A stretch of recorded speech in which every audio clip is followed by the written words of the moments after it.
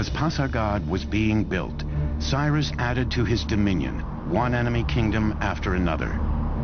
But Cyrus was a very different kind of king. He refused to enslave his new subjects, a revolutionary concept in the ancient world.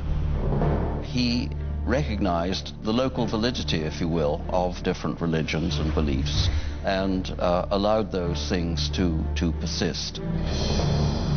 In 539, Cyrus conquered Babylon, but he did not present himself as a conqueror. He presented himself as a liberator, rescuing these people from their despotic ruler.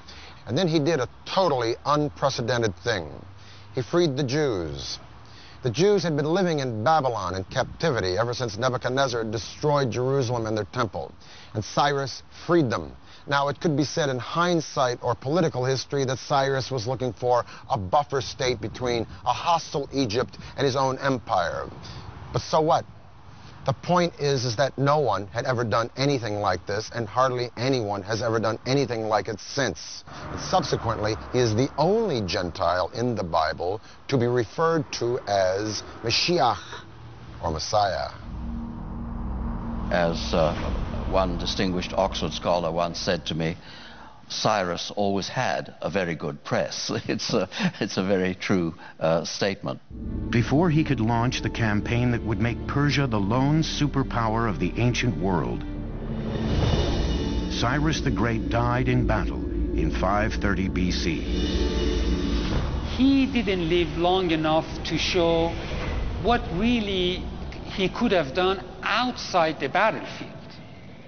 So in that sense, you can compare him with Julius Caesar, who conquered, but did not live long enough, he was assassinated, to put the empire that he conquered together. By the time Cyrus died, the Persian Empire had three capitals: Babylon, Susa, and Ecbatana. But he chose to be buried in the city he created, Pasargad, in the tomb that mirrored the man who built it. At Cyrus's tomb, one of the aspects that shows his humility is that tomb is relatively unadorned, very simple, very elegant. Cyrus's engineers built the tomb in the form of simple but heavy stone Western structures. They began by laying large rectangular cut stones and used ramps, pulleys, and clamps to build the tomb to its height of 36 feet. The tomb of Cyrus is a very simple, outwardly modest monument for somebody who had created the largest empire that the world had seen to that date, and it's still remarkably well preserved after 25 centuries. For 30 years, no power on earth could stand up to Cyrus the Great. Now his throne was up for grabs, creating a power vacuum that would throw the ancient world into chaos. 530 BC. Cyrus the Great, the architect of the greatest empire the world had ever known, is dead. For Persia, its future now hung in the balance. Rivals and pretenders to the throne vied for power. Then a distant cousin of Cyrus, a brilliant general, rose up to assume power. When the smoke cleared, the Persian Empire was securely in his grasp. His name was Darius. And he would become arguably the greatest Persian king and one of the greatest builders of all time. Darius hit the ground running. He began by rebuilding the old capital of Susa, with grand new palaces adorned in glazed brick. Today, the magnificence of the capital Susa is even found in the Bible. When the Greeks talk about Persian palaces, for example, they routinely mention Susa. When the Old Testament book of Esther talks about Persian palaces, it's Susa that they mention. But the new king of Persia wanted a ceremonial capital all his own. 518 BC. Darius launched one of the most ambitious construction projects of the ancient world. Located near the modern city of Shiraz, it would become known as Persepolis, or Persian City in Greek. All of the palaces rose from a vast stone platform designed to enhance the stature of the empire.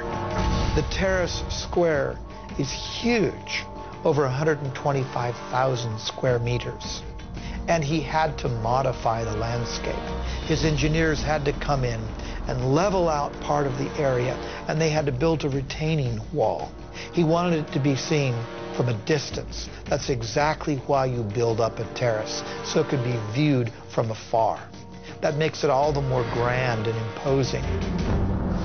Persepolis was a colossal engineering challenge, with walls more than 60 feet high and 35 feet thick, and great halls featuring intricately designed columns. Thousands of architects, craftsmen, and laborers, along with tons of materials, were brought from the far reaches of the empire. Most ancient empires were built by massive armies of slave labor, but Darius, like Cyrus, believed in paying for the work that built Persia's palaces and monuments. Every worker was given his due, his or her due, because we also find women in the workforce as well. Depending on their skill, what the quality they brought to the work, they were paid accordingly. No expense was spared.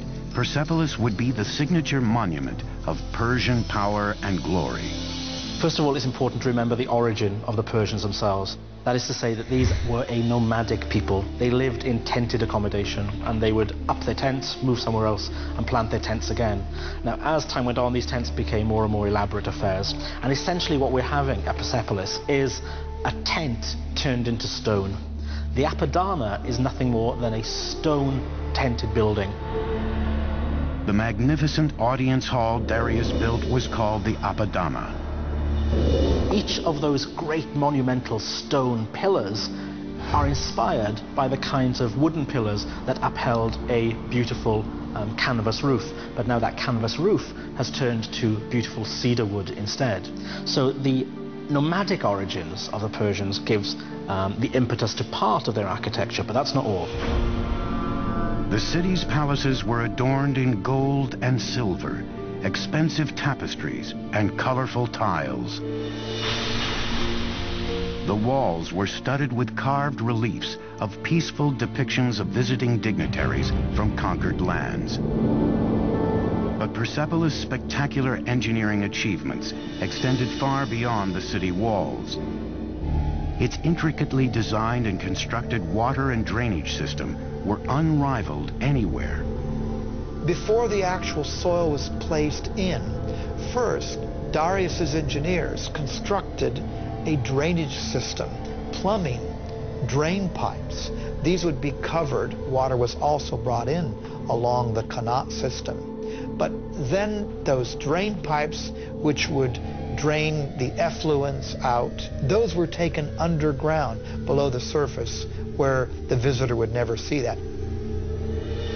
Even during his most ambitious projects to enhance the empire's monuments and infrastructure, Darius never stopped expanding his empire. Under the brilliant leadership of Darius, the Persian Empire grew to staggering size. It included modern Iran and Pakistan, parts of Afghanistan, Armenia, Turkey, Syria, Egypt, Lebanon, Jordan, Palestine, parts of Central Asia, all the way to northern India. And man, this is a lot of turf. To connect the farthest reaches of the empire, Darius would launch two audacious building projects. One would stretch over 1,500 miles of the Persian Empire. The other would connect the Red Sea to the Mediterranean.